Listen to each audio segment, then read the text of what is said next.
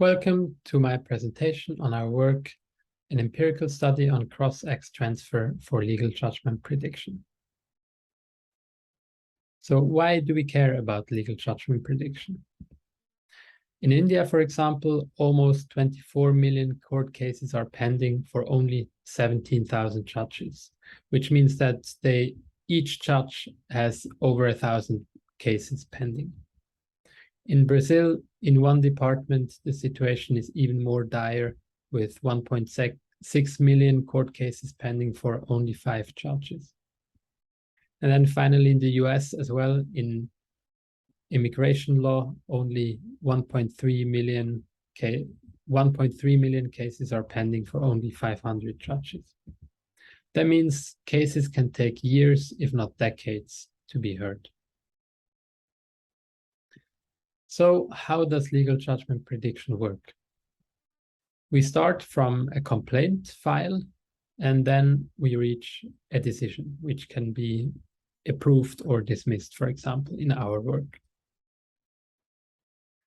What are the benefits of such a system? For example, a law firm can improve the complaints and arguments that they're writing if they have access to an automated system for legal judgment prediction. The clients could already know before they go to a law firm and incur costs how likely a success in court is. And then finally, also the courts, they could decide easy cases automatically, but this is probably only possible in the far future. Which data sets are we talking about in this work?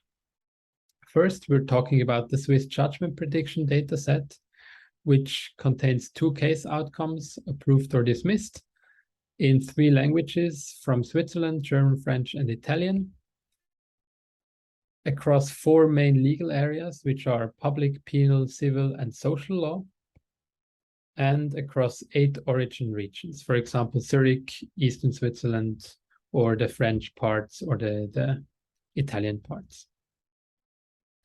In total, there are approximately 85,000 cases from the years 2000 to 2020. Then additionally, we look at the Indian legal document corpus dataset. There, conveniently, it's also about 2 case outcomes, approved and dismissed. It's English only from India and contains approximately 32,000 cases until 2014 that we are considering. Then we machine translated those into German, French, and Italian for data augmentation. So we only use them for augmentation, and we did no evaluation on them. So to summarize our main developments that we did in this work, these results are all aggregated across all 3 languages. So we see the development steps on the x-axis and then the score they achieve. We always measure macro F1 score because the class imbalance is quite high. So originally, the prior state-of-the-art achieved an average score of 65. And it was especially bad in Italian, where it had only 57, whereas it performed better at 69 and 70 in German and French, respectively. Then we improved some technical details, achieving quite a boost already, but this is still with native birds only. We term the bird models that are monolingual only for the respective languages, native birds. So for German, this is G-bird, for French, Camembert, and for Italian, Umberto. Then we did cross-lingual training with XLMR, which was a bit worse than the native birds, even though it had seen much more data. It had seen all the training data from all the languages, But as soon as we use adapter-based fine-tuning, it outperforms the native BERTs. And then if we add machine translated data additionally, it gets a further boost. And then surprisingly, if we add the Indian data augmented data, we even get a final boost.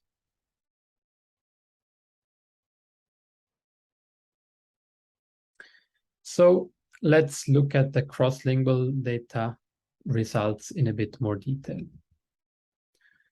So first, as you can see here, the prior state of the art. Please note the difference in the rightmost column, which is the macro F1 difference between the worst performing language and the best performing language. So previously, the difference was quite high, indicating low model robustness across languages. With our small technical improvements, we already could reduce the difference quite substantially. And then with AACL-IJCNLP trained cross-lingually, we could further improve it, improve the robustness, but still we could not improve on the performance of the native BERTs. This changes when we use adapters. And then finally, when we add machine translated data, we get a further boost on the performance on average, as you can see in this line here. The best performance so far we get when using cross-lingual training with AACL-IJCNLP plus adapters on all the data with machine translations. Let's go on to cross-domain transfer. So as we can see here, training cross-domain is better in public law, in civil law, and in social law. And in penal law, the differences are quite small. This is not a trivial result, since cases from different legal areas can differ quite a lot. So it's not obvious from the beginning that training on public law cases will help you when doing social law, for example. We achieve similar results in cross-region transfer, but I won't go into detail here. Please look at our paper if that's something that's interesting to you. Then I want to finish with cross-jurisdiction transfer, where we do the final experiment. Here you can see the results that we achieved before. So this is with data augmentation, with neural machine translation, but only on the Swiss data. And then here you can see what we achieve when we use the Indian data additionally. So as you can see, the amount of training data set examples rose quite dramatically from 180,000 to 276,000, and this brought a small boost still.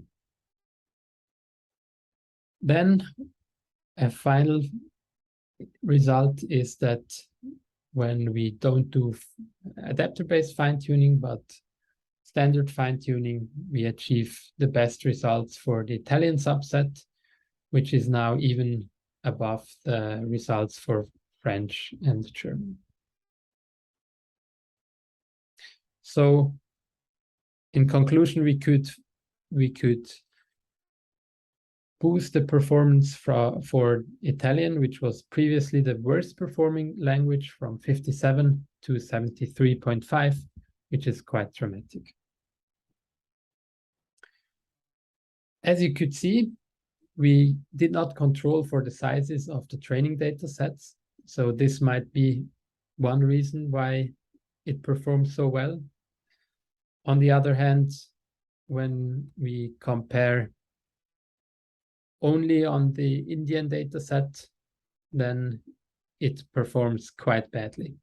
So this is a bit unknown still.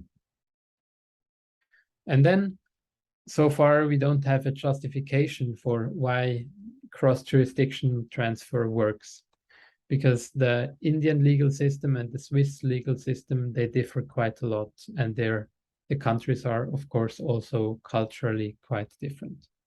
So it's not totally evident from the beginning why this should work. To conclude, we release the updated data set with machine translation for people to experiment with. And we also release our code. And we make 3 conclusions, which is first, that multilingually trained models are superior when augmenting with neural machine translation. They are pretty much the same or a bit worse than the native BERTs when we're not augmenting. We also find that adapter-based fine-tuning leads to further improvements in our case.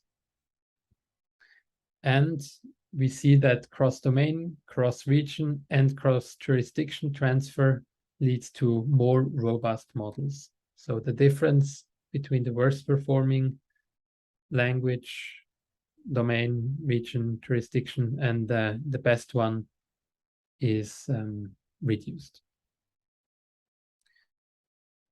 In future work, we would like to explore the use of legal-oriented multilingual pre-trained models, either continued pre-training from XLMR or pre-training from scratch as well. We would also like to try other data augmentation techniques, such as paraphrasing or other textual alterations. And then finally, we would like to further investigate the cross-jurisdictional transfer, maybe also with additional data sets for other jurisdictions that are maybe also a bit closer to the original one. That's it for now. I'm very happy to discuss this paper further, and I'm interested to hear your questions. In case you want to follow up offline, please contact me here.